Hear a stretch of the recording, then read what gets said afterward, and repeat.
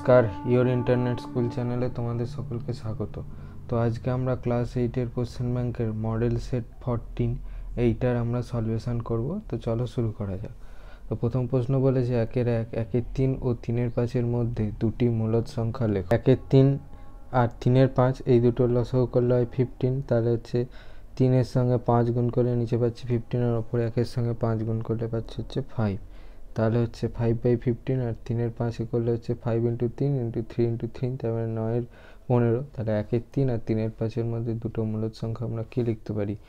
5-এর 15 থেকে 9-এর 15-এর ভিতরে যে কোনো, তার মানে হচ্ছে 6-এর 15 আর 7-এর 15। এটা হয়ে গেল আমার অ্যান্সার। 1-2 শূন্যস্থান পূরণ করো। 5-এর 8-এর সঙ্গে কত গুণ করলে 1 হবে? এইটার উল্টো সংখ্যাটা দিয়ে গুণ করলে তাহলে 1 হবে, কাটাকাটি হয়ে যাবে, তাহলে 8-এর 5 হবে। 1-3 সঠিক উত্তরটা নির্বাচন করো। মূলদ সংখ্যা অমূলদ সংখ্যার যোগফল।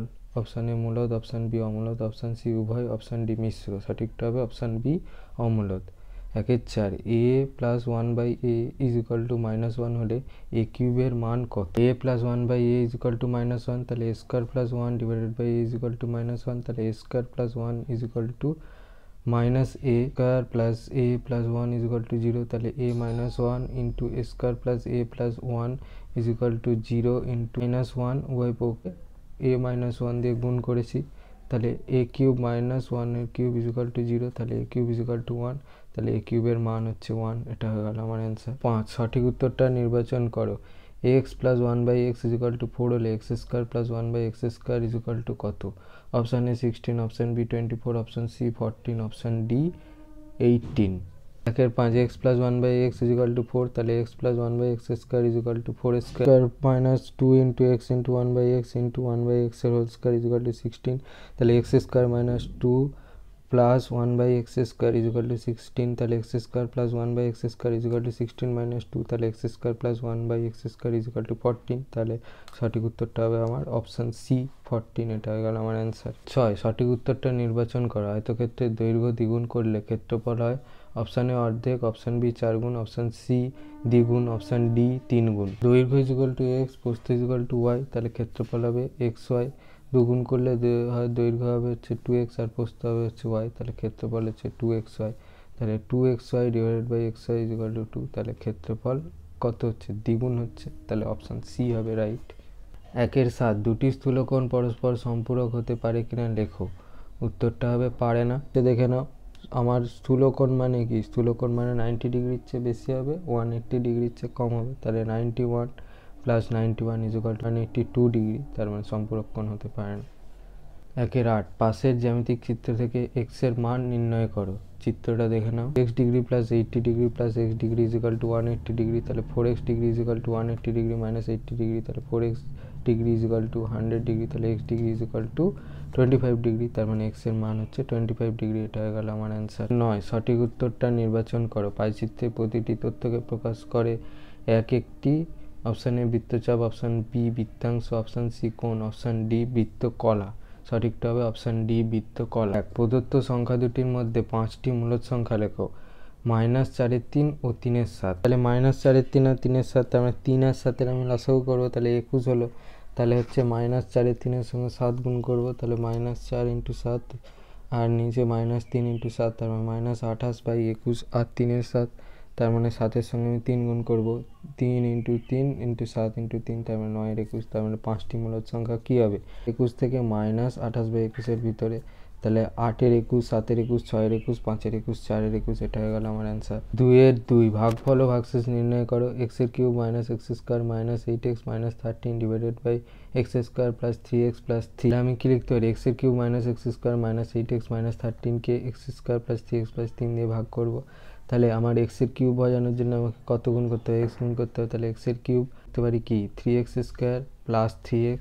ঠিক আছে, করে এগুলো পাচ্ছি, প্রত্যেকটা সাইন চেঞ্জ করবো, এটা ক্যান্সেল আউট হয়ে যাবে। তারপর পড়ে থাকবে -4x² - 11x - 13, তাহলে -4 গুণ করবো, তাহলে -4x² - 12x -12 সাইন চেঞ্জ করবো, পাঁচটা ক্যান্সেল আউট হয়ে যাবে, তাহলে পড়ে থাকবে x - 1, তাহলে ভাগফল হচ্ছে x - 4 আর ভাগশেষ হচ্ছে x - 1। এটা হয়ে গেল আমার অ্যান্সার। 2-3 ভাগফল ভাগশেষ নির্ণয় করো। 81x² + 2 / 3x minus 1, 81x square plus 2কে আমি ভাগ করছি 3x মাইনাস 1 দিয়ে, তাহলে হচ্ছে 81x স্কোয়ার আনার জন্য কত গুণ করতে হবে 27x, সেটা করলাম। তাহলে 81x square minus 27x, sign change করলাম, ফার্স্টেরটা ক্যান্সেল আউট হলো, তাহলে 27x যেটা ছিল সেরকম নামবে, আর এখান দিয়ে হচ্ছে প্লাস 2 এটা আমার নামলে তাহলে এবার 27xকে ভাজানোর জন্যে আমার কত লাগবে 9, তাহলে হচ্ছে 3 লং 27, 27x আর হচ্ছে মাইনাস 9, সাইন চেঞ্জ করব, ফার্স্টেরটা ক্যান্সেল আউট হয়ে যাবে, তাহলে এটা পড়ে থাকবে আমার কত 11, তাহলে ভাগফল হচ্ছে 27x প্লাস 9 আর ভাগশেষ হচ্ছে 11, এটা হয়ে গেল আমার অ্যান্সার। 4 গুণফল নির্ণয় করো, 2y to the power 9 x to the power 5 divided by 5x square into 125x y to the power 5 divided by 16x to the power 4 y to the power 10,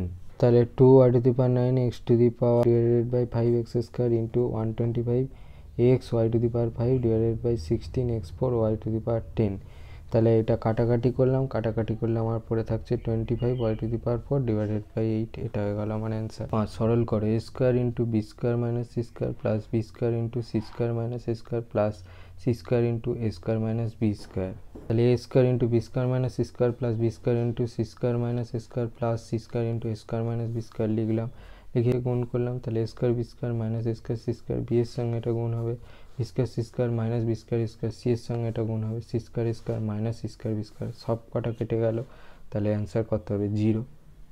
6 p minus 1 by p equal to m হলে p plus 1 by p এর square এর মান নির্ণয় করো, p minus 1 by p equal to m, তাহলে P plus 1 by p এর square is equal to, এটা একটা ফর্মুলা আছে, a plus b square is equal to a minus B square plus 4ab, সেই ফর্মুলা অনুসারে লিখেছি p minus 1 by P square plus 4 into P into 1 by P, তাহলে এখানে মান বসিয়েছি এম স্কোয়ার প্লাস 4, তাহলে এম স্কোয়ার প্লাস 4 এটা হবে আমার মান, তাহলে P plus 1 by P square এর মান হচ্ছে এম স্কোয়ার প্লাস 4, এটা হলো আমার অ্যান্সার।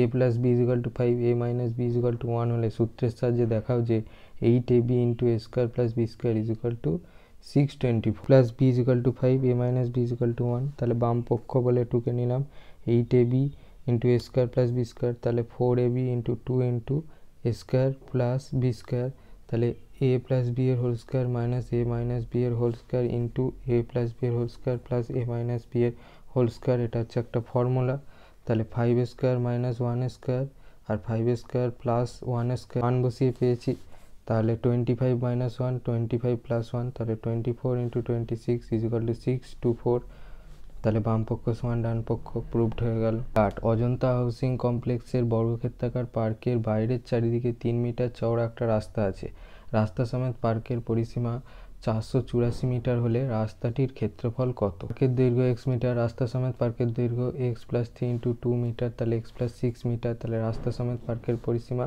কত বলে দিয়েছে 484 মিটার, অনুসারে কি লিখতে পারি 4 into X plus 6 equal to 484, তাহলে 4x প্লাস 24 ইজিক্যাল টু 484, তাহলে 4x ইজিক্যাল টু 484 মাইনাস 24, তাহলে x equal to 460 divided by 4, কাটাকাটি করলে 115, তাহলে x ইজিক্যাল টু 115 মিটার, তাহলে পার্কের দৈর্ঘ্য 115 মিটার, তাহলে রাস্তা সমেত পার্কের দৈর্ঘ্য কী হবে 115 প্লাস 6 তার মানে 121 মিটার, তারপরে রাস্তা সমেত পার্কের ক্ষেত্রফল কত হবে 121 ইন্টু 121 বর্গমিটার, তার মানে 14,641 বর্গমিটার, রাস্তা বাদে পার্কের ক্ষেত্রফল কত হবে 115 ইন্টু 115 বর্গমিটার, তার মানে 13,225 বর্গমিটার, তার মানে রাস্তার ক্ষেত্রফল কত হবে 14,641 মাইনাস 13,225 বর্গমিটার, তার মানে 1416 বর্গমিটার, তাহলে রাস্তাটার ক্ষেত্রফল কত হবে 1416 বর্গমিটার, এটা হলো আমার অ্যান্সার।